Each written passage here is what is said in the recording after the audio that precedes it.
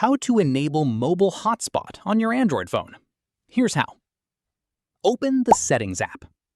Scroll down and tap Portable Hotspot. Next, tap Set up Portable Hotspot.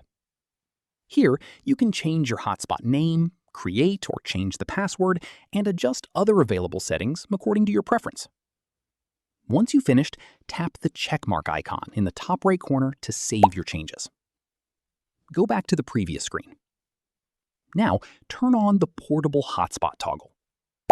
If your Wi-Fi is currently enabled, your phone may ask you to turn it off before enabling the hotspot.